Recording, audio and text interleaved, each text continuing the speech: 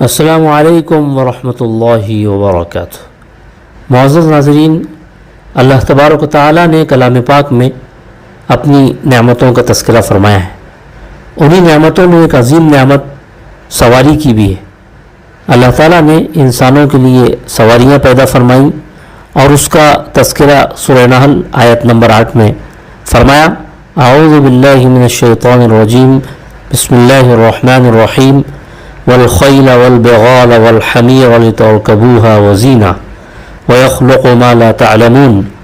ارشاد ہوا، اور گھوڑے، خچر اور گدھے اسی نے پیدا کیے ہیں تاکہ تم ان پر سواری کرو اور وہ زینت کا سامان بنے، اور وہ بہت سی ایسی چیزیں پیدا کرتا ہے جن کا تمہیں علم بھی نہیں ہے۔ سبحان اللہ۔ اللہ تبارک تعالیٰ نے ان سواریوں کا تذکرہ فرمایا جو اس زمانے میں استعمال کی جاتی تھیں جب قرآن پاک نازل کیا جا رہا تھا۔ اس زمانے میں گھوڑے، خچر اور گدھوں کا استعمال کیا جاتا تھا سواریوں کے لیے۔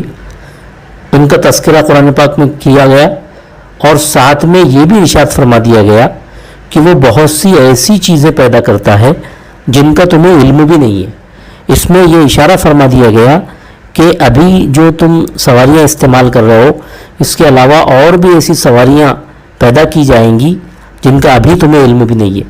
ظاہر سی بات ہے کہ اس زمانے میں کون تصور کر سکتا تھا کہ انسان ہوا میں بھی کسی وقت اڑ سکتا ہے اور پٹریوں پر ٹرینیں بھی دوڑ سکتی ہیں۔ اس کا اس زمانے میں تصور بھی نہیں کیا جا سکتا تھا۔ اس لیے قرآن پاک میں اس کو اس طرح بیان کیا گیا کہ وہ ایسی چیزیں پیدا کرتا ہے جن کا تمہیں علم بھی نہیں ہے، اور عربی قواعد کے اعتبار سے اس کا ترجمہ اس طرح بھی کیا جا سکتا ہے کہ وہ بہت سی ایسی چیزیں پیدا کرے گا جن کا تمہیں علم بھی نہیں ہے۔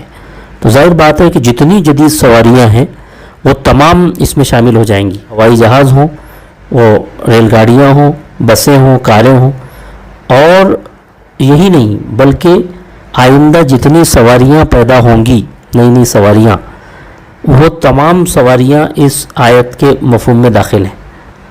اور اسی طرح اللہ تبارک تعالیٰ نے سورہ یاسین آیت نمبر 42 میں یہ بات ارشاد فرمائی کہ اور ہم نے ان کے لیے اسی جیسی اور چیزیں پیدا کی جن پر یہ سواری کرتے ہیں۔ اس میں اس سے پہلی آیت میں کشتیوں کا ذکر کیا گیا، اور اس کے بعد اللہ تعالیٰ نے یہ بات ارشاد فرمائی، وَخَلَقْنَا لَهُم مِّن مِّثْلِهِ مَا يَرْكَبُونَ، اور ہم نے ان کے لیے اسی جیسی اور چیزیں پیدا کی جن پر یہ سواری کرتے ہیں۔ تو کشتیوں کی طرح اور چیزیں پیدا کی ہیں، اس طرح سے اللہ تعالیٰ نے ارشاد فرمایا۔ مفسرین نے اس سے اونٹ مراد لیے ہیں، چونکہ اونٹوں کو صحرا کا جہاز کہا جاتا تھا اور اس زمانے میں اونٹ استعمال کیے جاتے تھے، لیکن قرآن پاک کے یہ الفاظ عام ہیں، اور کشتیوں کی طرح جتنی بھی سواریاں ہیں سب اس میں داخل ہیں۔ اور اس آیت کا ترجمہ عربی قواعد کے اعتبار سے اس طرح بھی کیا جا سکتا ہے کہ ہم نے ان کے لیے اسی جیسی اور چیزیں پیدا کی ہیں جن پر یہ آئندہ سواری کریں گے۔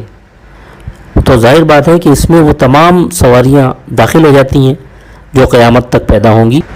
جس طرح سے کشتیاں پانی میں تیرتی ہیں، ہوائی جہاز ہوا پر تیرتا ہے، تو اس اعتبار سے کشتیوں کے وہ مشابہ ہوا۔ تو اس آیت کی روح سے بھی وہ تمام سواریاں جو آج جدید دور میں استعمال کی جا رہی ہیں وہ سب اس میں شامل ہیں۔ اور عجیب بات یہ ہے کہ جب ان سواریوں کا کہ ان نعمتوں کا تذکرہ اللہ نے فرمایا اور اس میں ایک دعا بھی سکھلائی، وہ بھی کلام پاک میں موجود ہے۔ سورہ زخرف میں اس کا تذکرہ کیا گیا ہے۔ سورہ زخرف میں اللہ تعالیٰ نے یہ بات ارشاد فرمائی آیت نمبر 12 میں، اعوذ باللہ من الشیطان الرجیم، والذی خلق الازواج کلها وجعل لکم من الفلک والانعام ما ترکبون، اور جس نے ہر طرح کے جوڑے پیدا کیے اور تمہاری وہ کشتیاں اور چوپائے بنائے جن پر تم سواری کرتے ہو۔ انسان جن سواریوں پر سواری کرتا ہے وہ دو قسم کی ہیں۔ ایک تو وہ سواریاں جن کے بنانے میں انسان کا کچھ نہ کچھ دخل ہوتا ہے، اور کشتیوں سے اسی قسم کی سواریوں کی طرف اشارہ ہے۔ اور دوسری قسم کی سواریاں وہ ہیں کہ جن کے بنانے میں انسان کا کوئی دخل ہی نہیں ہے، جیسے گھوڑے، اونٹ اور سواری کے دوسرے جانور۔ تو اس آیت میں دونوں قسموں کی سواریوں کو اللہ تعالیٰ کی نعمت قرار دیا گیا ہے۔ اور آگے یہ بات ارشاد فرمائی گئی آیت نمبر 13 میں کہ لِتَسْتَوُوا عَلَى ظُهُورِهِ ثُمَّ تَذْكُرُوا نِعْمَةَ رَبِّكُمْ إِذَا اسْتَوَيْتُمْ عَلَيْهِ وَتَقُولُوا سُبْحَانَ الَّذِي سَخَّرَ لَنَا هَذَا وَمَا كُنَّا لَهُ مُقْرِنِينَ، فرمایا گیا تاکہ تم ان کی پشت پر چڑھو، پھر جب ان پر چڑھ کر بیٹھ جاؤ تو اپنے پروردگار کی نعمت کو یاد کرو اور یہ کہو کہ پاک ہے وہ ذات جس نے اس سواری کو ہمارے بس میں دے دیا، ورنہ ہم میں یہ طاقت نہیں تھی کہ اس کو قابو میں لا سکتے۔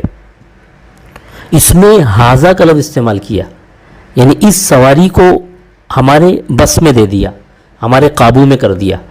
اس کا جو لفظ ہے، ہاذا کا جو لفظ ہے، اس میں وہ تمام سواریاں آ گئیں، جس سواری پر بھی انسان سوار ہوگا وہ ہاذا کے لفظ میں شامل ہے، چاہے وہ ہوائی جہاز ہو یا بس ہو یا کاریں ہوں یا آئندہ جو سواریاں پیدا ہوں گی وہ سواریاں ہوں، وہ تمام سواریوں پر سوار ہوتے وقت اس دعا کو پڑھا جائے گا، اور یہ ایسی جامع دعا ہے اور کہ جو تمام سواریوں کے لیے استعمال کی جائے گی۔ تو اس طرح سے اللہ تبارک و تعالیٰ نے، یہ چونکہ کلام پاک ہے اور اللہ تعالیٰ تو عالم الغیب و شہادہ ہے، اس لیے اللہ تعالیٰ نے ایسی جامع آیات نازل فرمائیں کہ جس میں تمام سواریاں شامل ہیں، اور ایسی دعا ان پر سوار ہونے کی ذکر فرمائی کہ جو تمام سواریوں کے لیے استعمال کی جا سکتی۔ السلام علیکم ورحمۃ اللہ وبرکاتہ۔